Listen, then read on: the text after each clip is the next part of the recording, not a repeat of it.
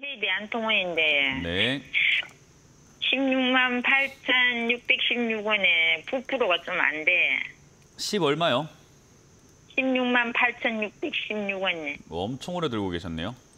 예, 지금 주매를 한번 하는 시점을 놓쳐가지고. 맞네요. 이거 어떻게... 충분히 작년에 했었도 됐는데 많이 빠져서 했어야 되거든요, 이거는.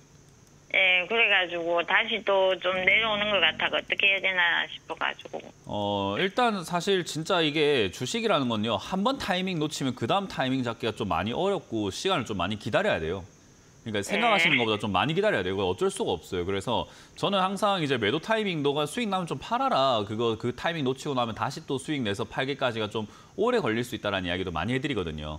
근데 많은 분들께서 이렇게 매도 타이밍도 놓쳐버리고 매수 타이밍도 놓쳐버리는 경우들이 좀 많아요. 그래서 제가 뭐 작년에 뭐 했습니까? 상담 전화 좀 하시지 이런 좀 아쉬움이 남는 거예요, 항상.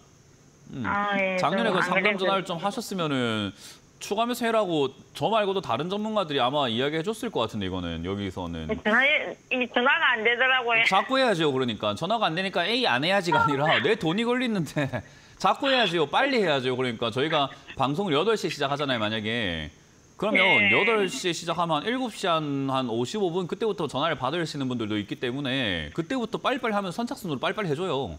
그러니까 빨리빨리 전화를 하고 빨리빨리 내가 연결하려고 해야 되는데 어제 했는데 안 되니까 내가 안 해야지 이래버리면은 사실 뭐 그렇게 해서 상담을 안 받고 스스로 할 수 있으면 상관없는데 못 하잖아요. 그죠? 그러니까 이게 이제 시간이 이렇게 좀 지나고 나니까 너무 안타까운 거예요. 이게 진짜 작년에 추가 매수를 아마 제가 아니더라도 다른 전문가님들도 추가 매수 해를 했을 것 같고 그 다음에 이렇게 올라올 때 아마 뭐 수익 아니어도 본전은 충분히 나올 수 있지 않았을까라는 생각이 좀 들거든요. 어쨌든 지금 이렇게 아쉽다라고 이야기하는 거는 뭐냐면 아직까지 추가 매수할 타이밍은 아니에요. 이게 내려왔다고 해서 추가 매수하는 게 아니라 지난번처럼 이렇게 충분히 빠지고 더 이상 안 내려간다라는 어떤 좀 객관적인 어떤 좀 이 신호를 좀 줘야 되는데 얘는 지금 그냥 내려가고 있는 중이거든요, 아직도. 그래서 이 정도쯤에서 다 빠졌다라고 보기 좀 힘들 것 같고 최근에도 만들어지고 있는 자리가 이 저점이라고 하는 자리가 좀 이렇게 중요한데 지난 전저점이라고 하는 자리가 지금은 한 9만 원입니다. 근데 그 9만 원을 최근에 이렇게 깨고 내려가고 있어요. 아주 미세하긴 한데 잘 보시면 내려가고 있어요. 보이세요, 혹시나? 초록색 선으로 지난번에 여기 파란색으로 제가 동그라미 끊는 지난 전저점과 이번에 쫙 자리를 보면 아주 미세하긴 한데 조금 내려가고 있죠. 그죠? 이런 자리가 일단 저점을 깼다라고 표현을 합니다. 저점을 깨고 나면 더 내려간다라고 이야기를 해요. 그래서 지금 이런 자리는 이렇게 저점을 깼기 때문에 더 내려가겠다라고 생각을 하는 거니까 매수를 할 거면 지금 하는 게 낫겠습니까? 더 내려가고 하는 게 나을까요?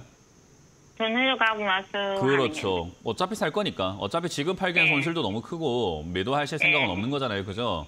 그럼 산다 관점으로 생각하고 기다렸다 하는 게 맞기 때문에 8만 원에 가깝게 이제 내려오게 되면 지난번에 8만 원까지 왔을 때 놓쳤던 기회를 한 번 더 주면 그때 잡으시면 되는 거예요. 대신에 뭐 시간이 좀 더 걸리는 건 어쩔 수가 없는 거죠. 그죠? 한 번 놓쳤으니까. 그래서 떠난 배가 다시 올 때까지는 사이클이라는 게 중요하게 하지 않겠습니까? 그래서 그 사이클을 좀 기다려보는 수밖에 없다. 그래서 이거는 8만 원짜리쯤 내려왔을 때 추가 매수를 한번 고려를 해봐야 되는데 문제는 8만 원까지 내려올 때 이 종목의 상황이에요. 이 기업이 일단 지금도 돈은 좀 잘 벌고 있고 매출도 좋긴 한데 CJ 대한통운이라고 하는 이 회사가 하고 있는 것은 물류잖아요. 택배. 쉽게 생각하면 택배잖아요. 그죠? 택배가 앞으로도 성행을 할 것인가 말 것인가에 대한 그런 문제도 생각을 한번 해봐야 돼요. 택배를 사람들이 많이 한다는 것은 어쨌든 소비를 많이 하기 때문에 뭔가를 많이 사기 때문에 그런데 살만한 여력이 안 되면 택배 사용하는 양도 좀 줄어들 수 있겠죠. 그죠?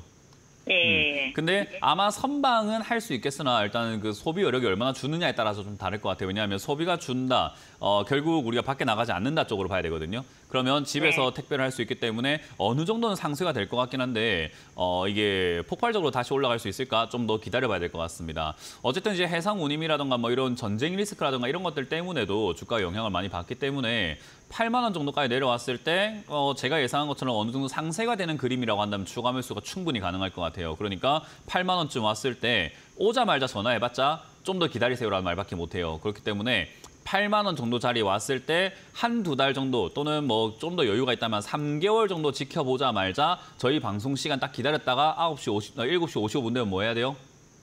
칼같이 전화 걸어야 돼요. 이해가 되세요?